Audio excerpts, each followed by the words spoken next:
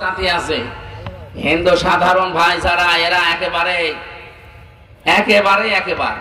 কিন্তু যারা উগ্র ওই মোদি দাদার মুরিদ যারা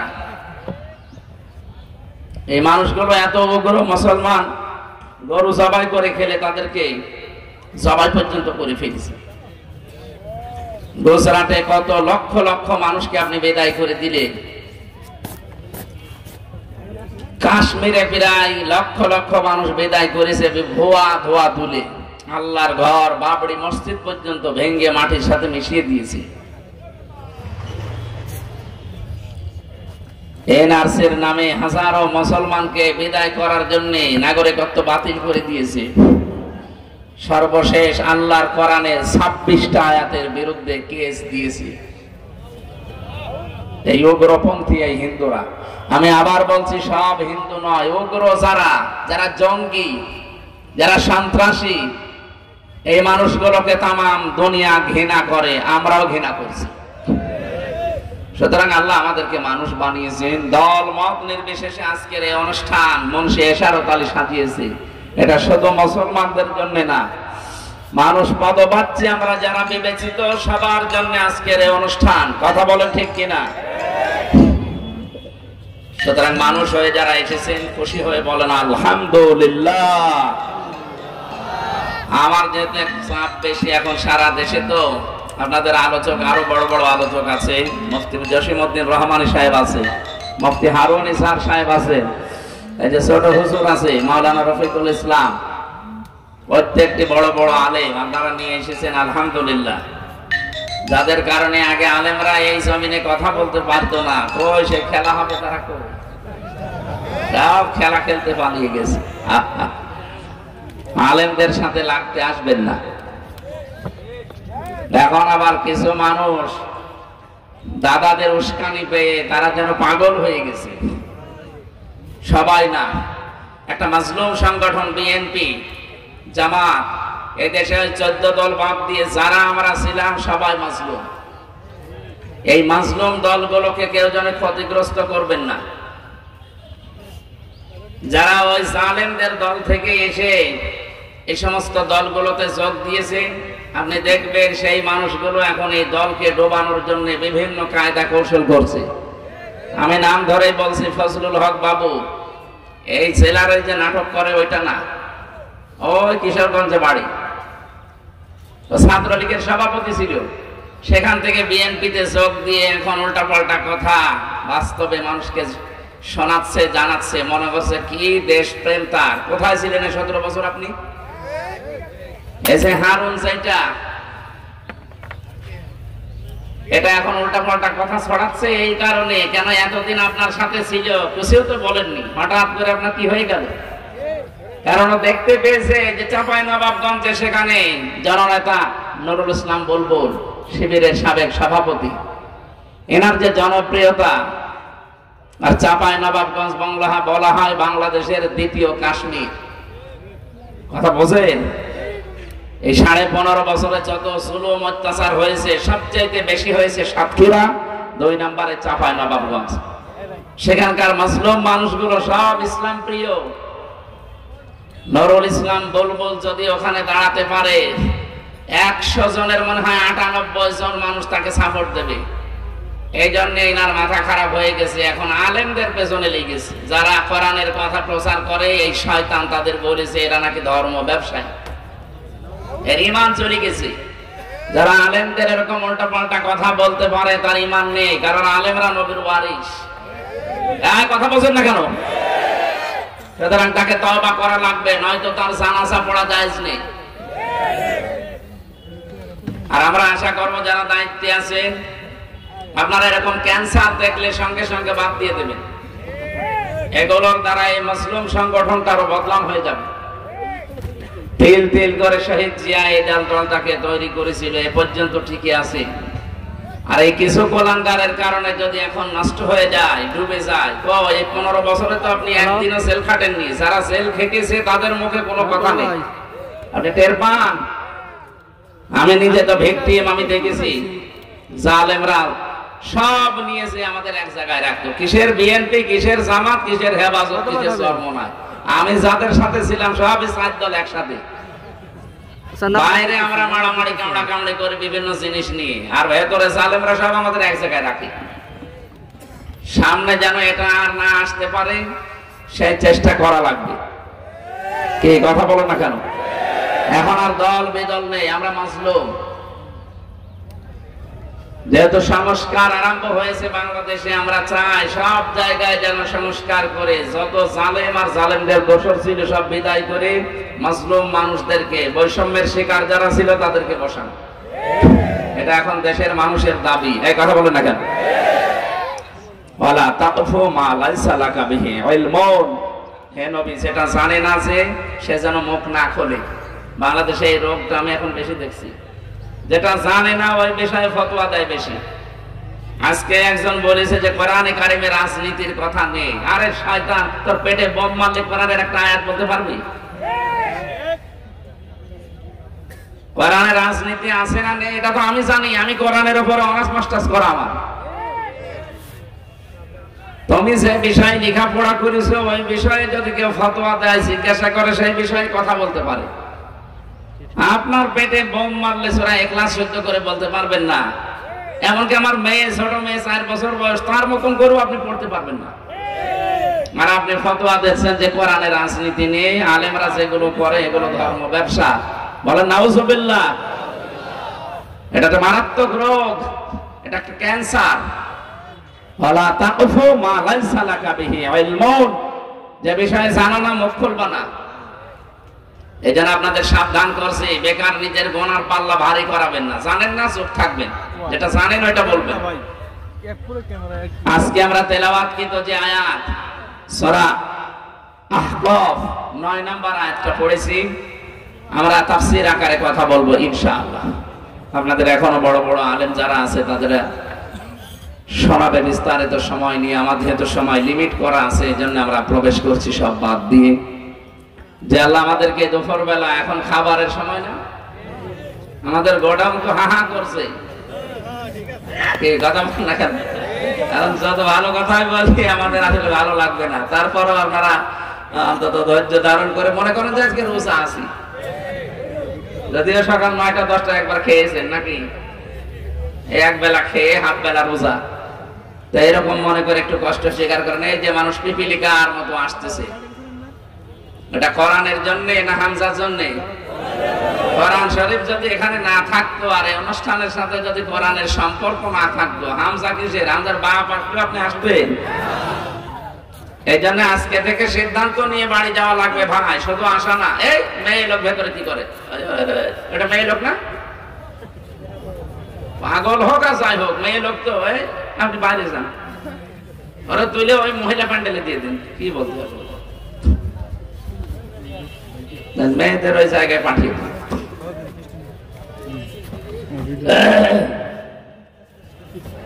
আমার ভাইরা, মানিত্তাবাল হুদা বিগাইরিল কোরআন আদাল্লাহুল্লাহ, তিরমিজি শরীফের হাদিস। নবীজি বলেন কোরআনে কারীম যেখানে নেই, কোন মানুষ যদি ভালো হওয়ার নিয়ত সেখানে যায়, আল্লাহ নিজে তাকে খারাপ বানিয়ে দেয়। এখানে আলেম আছে যারা তাদেরকে জিজ্ঞাসা করেন, দল্লা শব্দ যদি নবী দিতেন, দল্লা দিলেও তো অর্থ হয়ে যেত, বাংলা অর্থ হয়তো আসতো, আপনি নিজেই নিজেকে খারাপ বানিয়ে ফেলেছেন। কিন্তু আদাল্লা শব্দ যখন আসে, আদাল্লা ইউদিল্লু বাবে ইফাল থেকে, এর বাংলা অর্থ দাঁড়াবে আপনি হয়তো ভালো হওয়ার নিয়তে কোনো জায়গায় গিয়েছিলেন, কিন্তু সেখানে কোরআন ছিল না, কোরআনের কর্মসূচি ছিল না।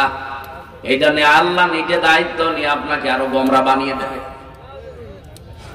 ফরিদপুরবাসী, এটা রেকর্ড হচ্ছে, সারা দুনিয়ায় ছড়াচ্ছে। তাম পৃথিবীর মানুষদেরকে বলছি, কোরআন যেখানে নেই এটা হেদায়েতের মশাল হিসাবে আল্লাহ পাঠিয়েছেন। কি কথা বলেন না কেন? লা তুহসা আজাইবুহু ওয়া লা তুবলা গরাইবুহু ফিহি মাসাবিহিল হুদা ওয়া মানারিল হিকমা। নবীজি বলেন কোরআনে কারীম আল্লাহ এমন ভাবে বানিয়েছেন, কোনদিন কোরআনের কথা পুরাতন হবে না, কোনদিন কোরআনের কথা অম্লান হয়ে যাবে না। যখনই শুনবেন তখন নতুন মনে হবে। এটা হেদায়েতের মশাল হিসাবে আল্লাহ দুনিয়ায় পাঠিয়েছেন। আর বিজ্ঞানের সূর্য মিনারের ভেতরে আছে, কিয়ামত পর্যন্ত যা আবিষ্কার হবে সবার কাছে হাত পেতে থাকবে। জোরে বলেন আল্লাহু আকবার। এই হাদিসের মূল কথা হচ্ছে, কোরআনে কারীম যেখানে নেই, কোন মানুষ যদি সেখানে যায়, তার নিয়ত যতই ভালো থাকুক না কেন, আল্লাহ কিন্তু তাকে খারাপ বানিয়ে দেবে। কারণ একটাই, কারণ এই পৃথিবীতে একমাত্র হেদায়েত দিতে পারে মানুষকে কোরআন শরীফ। এক কথা বলেন না কেন? বলেন তো, শ্বশুরকে বাবা বলা যায় আছে না নেই? হ্যাঁ, হুজুর ঘুমাচ্ছে।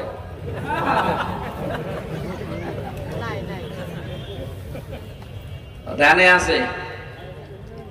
বলেন তো, শ্বশুরকে বাবা বলা যদি জায়েজ থাকে, নিজের বাবার সামনে যদি বারবার শ্বশুরকে আপনি আব্বা জান বলে ডাকেন, লোকে জিজ্ঞাসা করলে বলে এটা কে? বলে এটা আমার আব্বা। আর এটা আমার চাচা। আপনি বাবাকে যদি শ্বশুরের সামনে চাচা বলে ডাকেন আর শ্বশুরকে বারবার আব্বা জান বলেন, বাবার মনে দুঃখ লাগার সম্ভাবনা নেই? আরো জোরে বলেন, আছে না নেই?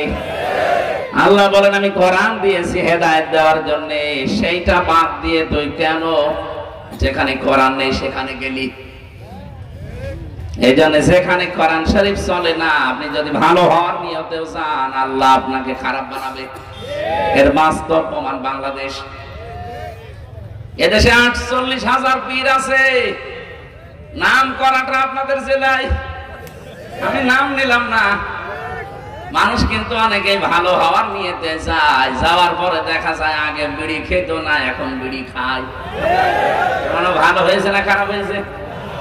আমাদের কুষ্টিয়ার লালনের মাজার, মানুষ তো ভালো হওয়ার নিয়তে যাচ্ছে, আগে গাঁজা খেত না, এখন গাঁজা খায়। ভালো হয়েছে না খারাপ হয়েছে? কেন? কারণ কোরআন ওখানে চলে না, ওখানে বাবার নিয়ম নীতি চলে। আমার বাবা এই করেছে এই করেছে, এটা তো কাফেরদের কথা। যখন কোরআনের দিকে হাদিসের দিকে মানুষকে ডাকা হয়, হে নবী আপনি দেখবেন, قالوا حسبنا ما وجدنا عليه آباءنا।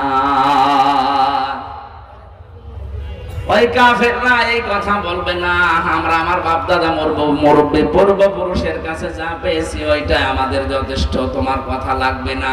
এ কথা কাফেরদের। কাদের? এখন এই রোগ অনেক মুসলমানের ভেতরে ঢুকেছে। বলেন, কোরআন শরীফের কথা শোনালে বলে না, আমার বাবা এই করেছে, আমার দাদা এই করেছে। তোর বাবাই বড় হয়ে গেল।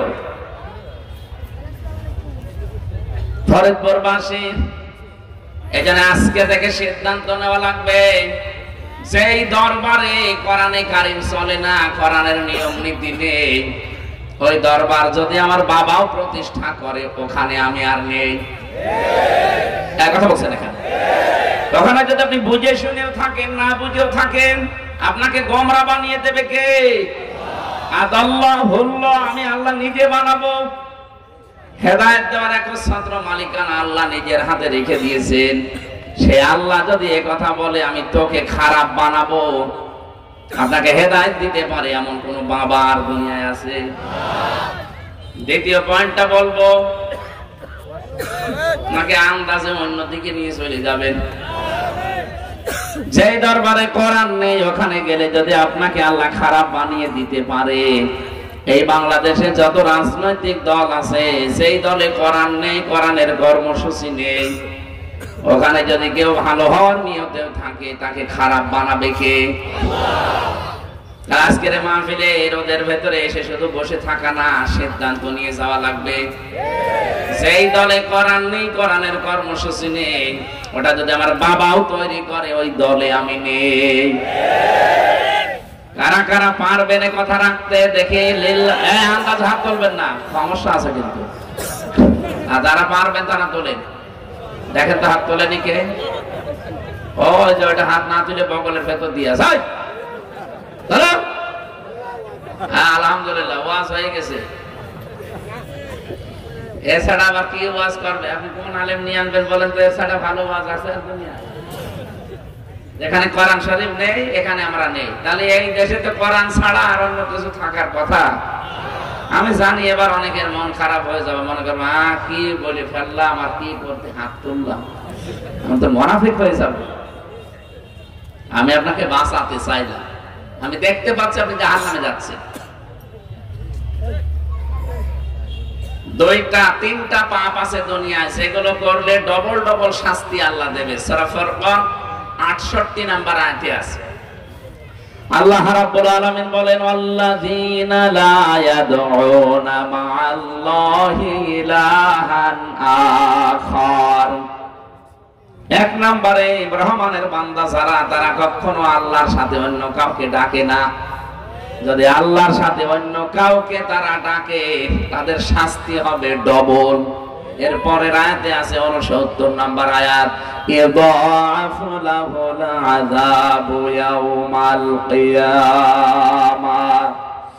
রব্বুল আলামিন বলেন, তাদের শাস্তি আমি ডবল দেব যারা আমার সাথে অন্য কাউকে জুড়ে দেয়। এটা সারা বাংলাদেশে না হলেও এই জেলায় হয়। যা বলছি সবই তো এই জেলায় যাচ্ছে, সাথে আমি করবো কি? নাকি কোরআন শরীফ বাদ দিয়ে বাবার কাহিনী শুরু করব? দেখেন তো, যেটাই বলছি সবই এই জেলায়। কোরআন ছাড়া দরবার চলে এই জেলায়। আল্লাহ পাক ডাকে, আল্লাহর ডাকের সাথে অন্য কাউকে ডাকে, তাও এই জেলায়। নাকি বেশি বলে ফেললাম?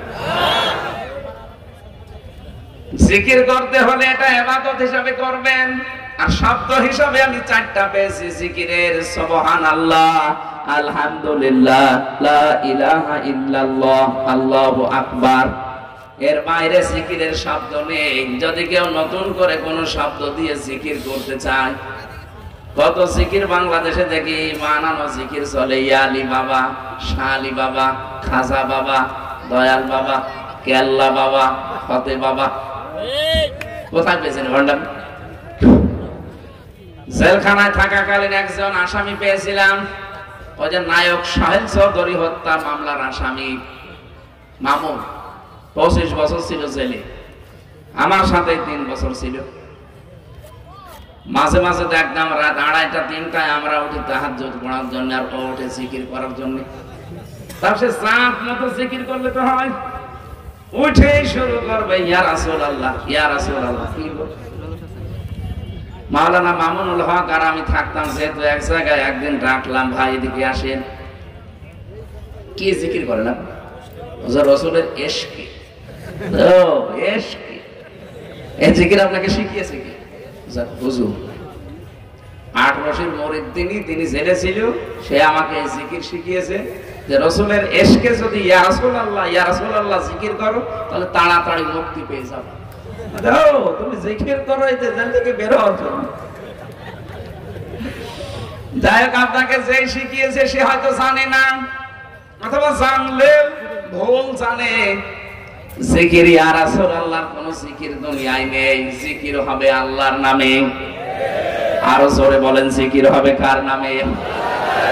আর রাসূলের নামে আপনি দরুদ পড়তে পারেন। রাসূলের নামে কি? সুতরাং মুসলমানেরা সাবধান, আজকে থেকে আল্লাহ বাদে আর কারো নামে জিকির করা। সুতরাং আমার তাহেরি ভাই যদি আপনাকে শেখায় যে কেল্লা বাবা, ফতে বাবা, দরকার হয় যেখানে পারেন সেখানে মারবেন। উনি যে জাহান্নামে যাচ্ছে, ডবল শাস্তি পাবে। আপনাকেও নিয়ে যেতে চাই। ফরিদপুর বাংলাদেশের ভেতরে একটা শিক্ষিত জেলা, সচেতন মানুষ আপনারা, কোন কারণে ওর সাথে আপনি জাহান্নামে ডবল শাস্তি পাবেন? তাহলে আজকে থেকে সিদ্ধান্ত নেওয়া যায় না যে আল্লাহ ছাড়া কারো জিকির আর করব না। বলেন এই পৃথিবীতে সবচাইতে বড় জিকিরের আলোচনা আল্লাহ যেখানে দিয়েছেন তার নামেই কোরআন। ইন্না নাহনু নাযালনা যিকরা ওয়া ইন্না লাহু লাহাফিজুন। অবশ্যই আমি আল্লাহ এই জিকির নাযিল করেছি, আর এই জিকিরের হেফাজতের দায়িত্ব আমি আল্লাহ নিজে নিয়েছি। সুতরাং জিকির মানে যদি করতে চান কোরআন পড়েন, কোরআনে কারীম পড়েন, বসেন, আপনার জীবন পাল্টিয়ে যাবে। আগেকার জামানার পীর সাহেবরা যারা ছিল এই দেশে ইসলাম প্রচার করতো, তাদের কাছে আমরা গেলে আমাদেরকে কোরআন শরীফ তুলে দিত যে এইটা পড়েন আল্লাহকে পেয়ে যাবেন। কথা বলে না? এখন আর তাদের দরবার থেকে কথাগুলো আর আসে না, এখন গেলে জিকির দিয়ে দেয়। ও হো আছে, হো হো কোন জিকির আছে? আমি আবার বলছি, জিকির একটা ইবাদত। যদি কেউ করতে চান 4টা শব্দ দিয়ে করবেন, সুবহানাল্লাহ, আলহামদুলিল্লাহ, লা ইলাহা ইল্লাল্লাহ, আল্লাহু আকবার। কথা বোঝা গেছে না? ঠিক আছে, তাহলে যে পর্যন্ত বললাম এ পর্যন্ত সামারাইজ এইটা আছে, আল্লাহ বাদে অন্য কাউকে তার সাথে জুড়ে দেওয়া। বলেন বলেন। 2 নম্বরে, কোরআন যেখানে নেই ওই দরবার যদি আমার বাবাও তৈরি করে, ওই দরবারে আমি নেই। কোরআন যেই দলে চলে না, ওই রাজনৈতিক দল যদি প্রতিষ্ঠা আমার বাবাও হয়, আমি ওই দলে নেই। এটা ঠিক রাখতে পারবে? এ মাহফিল সাকসেস ইনশাআল্লাহ। আর যদি না, সামিয়ানার নিচে যাচ্ছিলাম তাই বের হয়ে গেলে। সুলাইমান নবী একবার জিনদেরকে বলেছিলেন যে একটা মসজিদ বানাও। ওরা মসজিদ কমপ্লিট করার পরে আবার ভাঙ্গা আরম্ভ করেছে। সুলাইমান নবী এসে দেখে মসজিদ ভেঙে শেষ। ওই মসজিদ বলে ভেঙে ফেলেছে। ভাঙলে কেন? আপনি তো বলেন নিজে মসজিদ বানানোর পরে কি করা লাগবে। চিন্তা করলাম কাজ কাম যখন নেই আবার আর একটা কাজ করি। সুলাইমান নবী বললেন ঠিক আছে, তোমরা মসজিদ এবার বানাও, আর বানানো শেষ হয়ে গেলে একটা কুকুরের লেজ সোজা করবা। মসজিদ বানানোর পর একটা কুকুর নিয়ে এসেছে, যেই টানাটানি করে লেজ ধরে লম্বা হয়ে যায়, যেই ছেড়ে দেয় আবার কাছে যায়। বলে এভাবে হবে না, তেল মোবাইল নিয়ে আয়। তেল মোবাইল দিয়ে টানে লম্বা হয়, যেই ছেড়ে দেয় আবার কাছে যায়। জিনেরা বলছে কি কুকুর, এ কুকুরের কি লেজ, আরে কি দায়িত্ব দিল আমাদের। যত টানি লম্বা হয়ে যায়, ছেড়ে দিলে কাছে যায়। ঠিক যেন ওই পালানো মহিলার মতো, যে একটু উচ্চ বাচ্চা হয়তো একটু রাস্তায় আসতো, যে আবার আমরা নরম হয়ে যেতাম, ছাতা যা ছিল আগে তাই। এইভাবে হবে না, বাঁশ নিয়ে আয়, জায়গা মতো বাঁশ দে, টাইট করে সোজা দিয়ে বেঁধে রাখ। বেঁধে রেখেছে 2-3 দিন, একাধারে দেখে সোজা হয়ে গেছে, যেই ছেড়ে দেয় আবার যা ছিল তাই। সুলাইমান নবী এসে বলছে কি কি করো? বলছে হুজুর আমরা টানা টানিতে ব্যস্ত। কিসের টানা টানি? কি কুকুর, এটা ডিজিটাল কুকুর, এত টানি লম্বা হয়ে যায়, ছেড়ে দিলে কাছে যায়। হযরত সুলাইমান বলে এই জন্যই তো দায়িত্ব দিয়েছি। আমাদের চরিত্র মনে হয় ঠিক হয় কুকুরের লেজের মতো হয়ে গেছে।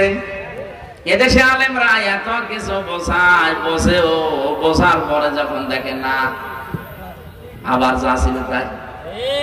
এক কথা বলে দেখেন, আমরা কি এরকম কুকুরের লেজ মার্কা হব? সাহাবীরা বলতো আমরা শুনলাম আর মেনে নিলাম, আমরা এই চরিত্রের হব। যখন নাযিল হচ্ছে, নবীজি ডাক দিলেন নিজের মেয়ে ফাতেমাতুজ জাহরাকে, হাসান হোসাইনকে, নিজের ফুফু সাফিয়াকে ডাক দিয়ে বললেন দেখো এই মাত্র কোরআনের আয়াত নাযিল হয়ে গেল, কুল মা কুনতু বিদআম মিনার রাসূলি ওয়া মা আদরি মা ইয়াফআলু বি ওয়ালা বিকুম। হে নবী আপনি বলুন যে আমি কিন্তু নতুন রাসূল না, আমার পরে বহু নবী রাসূল দুনিয়ায় এসেছে, ধারাবাহিকতায় আল্লাহ আমাদেরকে পাঠিয়েছে। আমি জানি না আল্লাহ আমার সাথে কি ব্যবহার করবে, আমি এইটাও জানি না আল্লাহ তোমাদের সাথে কি ব্যবহার করবে। সুতরাং আমার মেয়ে ফাতেমা, হাসান হোসাইন, আমার ফুফু সাফিয়া, এই ভরসা কখনো করে কোনো লাভ হবে না যে আমার বাবা নবী ছিল, আমার নানা নবী ছিল, আমার ভাতিজা নবী ছিল, আমি পার পেয়ে যাব না। নিজের কাজ নিজে করো, কেউ কারো না, আমি নবী তোমার কিচ্ছু করতে পারবো না। বাংলার মুসলমানের আপনি কোন বাবার ভরসায় আছেন? আপনারা তো এই জেলার মানুষ বেশিরভাগ সব বাবার ভরসায় থাকেন, যে বাবা আছে, ও বাবার কি হবে, ও বাবা জানে। বলেন তো, যেখানে নবীজি নিজের মেয়েকে বলতে চায় যে আমি জানি না তোমাদের সাথে আল্লাহ কি করবে, আমি এইটাও জানি না যে আমার সাথে আল্লাহ কি আচরণ করবে। যদিও পরবর্তীতে সূরা ফাতিহা 2 নম্বর আয়াতটা নাযিল করে বিশ্ব নবীকে আল্লাহ আগে সুসংবাদ দিয়ে দিয়েছেন, লিয়াগফিরা লাকাল্লাহু মা তাকদ্দামা মিন যামবিকা ওয়া মা তাআখার। হে নবী, আপনার আগে পেছনের সব কিছু আল্লাহ মাফ করে দিয়েছেন। সাহাবী বললেন, হে নবী, এটা তো আপনার সম্পর্কে, আপনি না ছাড় পেয়ে গেলেন, পার পেয়ে গেলেন, তে আমাদের কি অবস্থা হবে? নবীজি বললেন, আমি জানি না তোমাদের বিষয়, আল্লাহ এখনো কিছু আমাকে জানাননি। পরবর্তীতে সূরা ফাতিহার 4 নম্বর আয়াতটা নাযিল করে আমাদের সম্পর্ক আল্লাহ একটা গ্যারান্টি দিয়েছেন, সুসংবাদ, লিয়াদখিলাল মুমিনিনা ওয়াল মুমিনাতি জান্নাতিন তাজরি মিন তাহতিহাল আনহার খালিদিনা ফিহা ওয়া ইউকাফিরু আনহুম সাইয়্যাতিহিম ওয়া কানা যালিকা ইনদাল্লাহি ফাওজান আযীমা। বলেন আল্লাহু আকবার। আল্লাহ রাব্বুল আলামিন মুমিন নারী মুমিন পুরুষদেরকে তার জান্নাতে প্রবেশ করাবেন, এই ঘোষণাটা দিয়েছেন। কিন্তু দুঃখের বিষয় হচ্ছে আপনাকে আগে মুমিন হওয়া লাগবে। প্রশ্ন আসতে পারে, আমরা তো মুমিনই। আরে ভাই, আপনি তো আব্দুল মুমিন। কে? মুমিন হতে হলে ঈমান আনতে হয়। আমরা তো ঈমান পেয়েছি। সাহাবায়ে কেরাম ঈমান পেয়েছিলেন না, ঈমান এনেছিলেন। আর আমরা এখানে হাজারো মানুষ ঈমান আনি না, ঈমান আমরা পেয়েছি। এখানে বাস্তবতায় যারা ঈমান আনতে চান, আল্লাহ তাদেরকে একটা কাজ আগে দিয়েছেন। কোন মানুষ যদি ঈমান আনতে চায়, সে যেন আগে তাগুত ছেড়ে দেয়। ফামাইয়াকফুরু বিত-তাগুতি ওয়া ইউমিন বিল্লাহ ফাকাদ ইসতামসাকা বিল উরওয়াতিল ওয়াসকা। রব্বুল আলামিন বলেন, কোন মানুষ যদি সত্যি ঈমান আনতে চায়, সে যেন তাগুত ছেড়ে দেয়। তাহলে সে এমন একটা মজবুত রশি ধারণ করেছে, লানফিসামা লাহা, যা কখনো ছিঁড়ে যাবে না। ফরিদপুরবাসী, এই দেশের দিকে তাকান, যারা তাগুত ছেড়ে দিয়ে ঈমান এনেছে, তাদের জীবনেও কেউ টলাতে পারেনি। ডাক্তার শফিকুল ইসলাম মাসুদ 57 দিন রিমান্ডে ছিল। বাংলাদেশের ইতিহাস পাল্টিয়ে দিয়েছে জালেমরা। এরপরও তাকে এক চুল টলাতে পারেনি। আমি বেশি বললাম? শিবিরের সাবেক সভাপতি দেলাওয়ার হোসেন, ঠাকুরগাঁও বাড়ি, এই লোকটাকে রিমান্ডে নিয়েছিল মাসের পরে মাস। তার গরম করে লোহার মতো যে টকটক করে, তার একেবারে আগুনে টকটকে গরম করে লাল করে ওর লজ্জাস্থান দিয়ে ঢুকিয়েছে। আমি নিজের সাক্ষী, হয়তো নিজেও ছিলাম। দেখতাম 4-5 জন ধরে রেখেছে, কেউ হাত ধরে, কেউ পা ধরে, কেউ মাথা ধরে, কেউ তার গরম করে ঢুকাচ্ছে।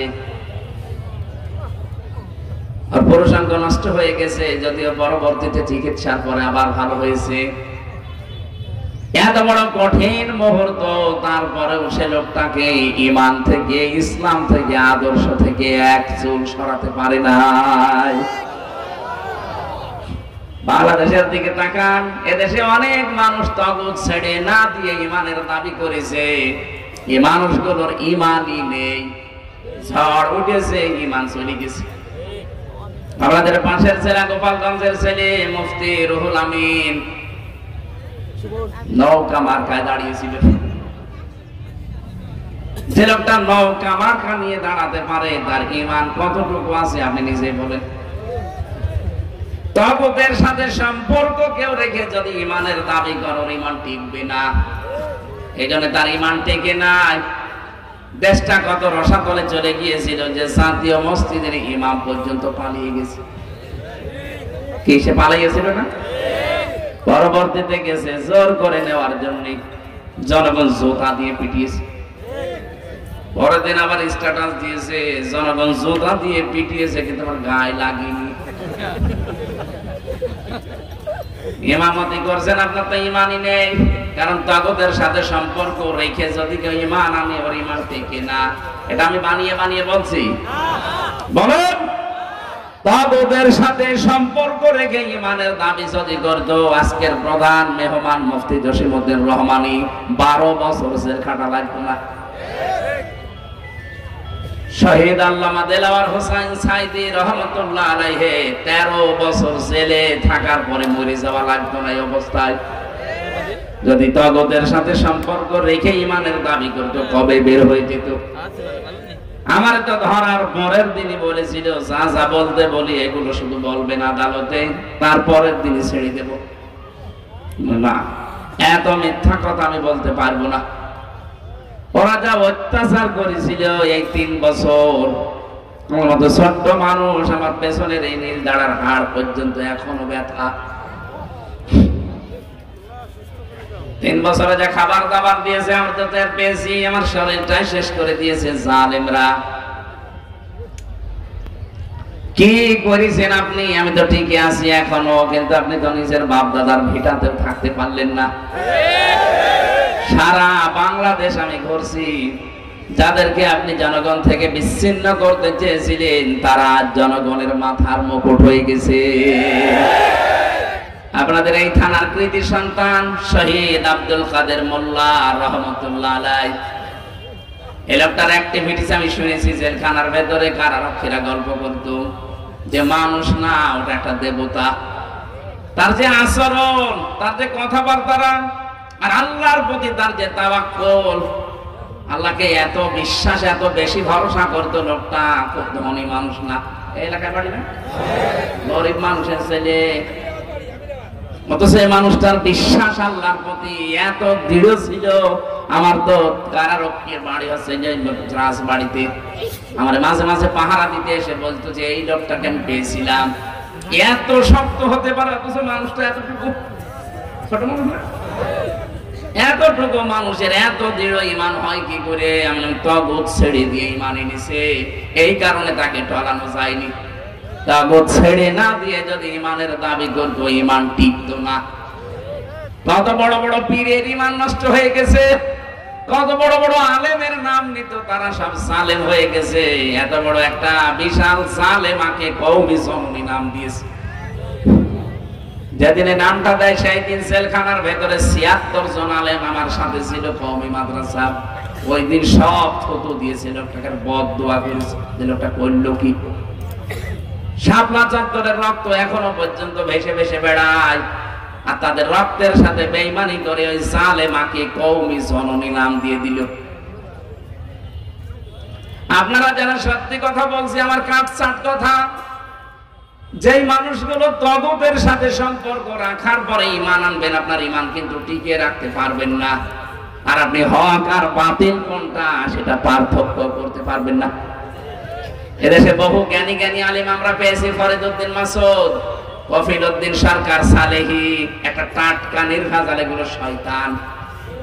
সুন্নি দাবি করে, কিসের সুন্নি? এরকম বেদাতি এগুলো। এদের জ্ঞান আছে কিন্তু এরা জ্ঞান পাপী। জ্ঞানটা এরা কাজে লাগায়নি, সারা জীবন বাতিলের পাঁচাটা গোলামি করেছে। আর এখন ঝড় উঠে পাল্টিয়ে গেছে সময়, এখন বলছে আমরা সুন্নি। ওরা আগা থেকে গোড়া পর্যন্ত পিটানো দরকার শয়তান। ইসলাম এই দেশে কাফেররা যা ক্ষতি করেছে তার চাইতে 10 গুণ ক্ষতি করেছে আলেম নামে জালেমগুলো। ইসলামী আন্দোলনের বিরুদ্ধে ফতোয়া দিত, এই বড় বড় আলেমগুলো জেলখানায় যাওয়ার পরে এই শয়তানগুলো বলতো ওদের দোষ না থাকলে এমনি গেছে, আমরা তো জেলে যাই না, ওদের এখন জেলে দেওয়া দরকার। আর আমাদের বলা দরকার ওর দোষ না থাকলে এমনি গেছে। কথা বলছে না কেন? এই যে শয়তানগুলো এখন আদালতে ওঠে, এরা আমরা আদালতে ওঠার সময় আমাদের মাথায় দড়ি দিত, পায়ে ডান্ডা বেড়ে দিত, পেছনে হ্যান্ডকাপ দিয়ে আটকিয়ে এরপরে নিয়ে যেত। মানুষের গরু টেনে নিয়ে যাচ্ছে। তখন ওরা ওই আদালত চত্বরে দাঁড়িয়ে টিপ্পনি কাটতো যে কেমন লাগে। এখন যে নিয়ে যাচ্ছে আমরা বলি এই যে কামরুল টাক, কালকে 4 তলায় উঠতে বলেছে আর শয়তান গরম দিয়েছে। এত ইতরামি করো কেন? শয়তান 15 বছর করলে তখন টের পাব, কেবল শুরু হয়েছে।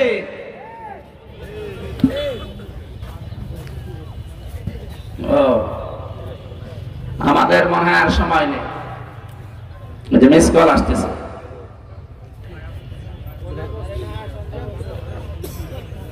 আমাদের বক্তা চলে এসেছে। আমার আসলে আজকে তো মাহফিলটা সেই ব্রাহ্মণবাড়িয়া।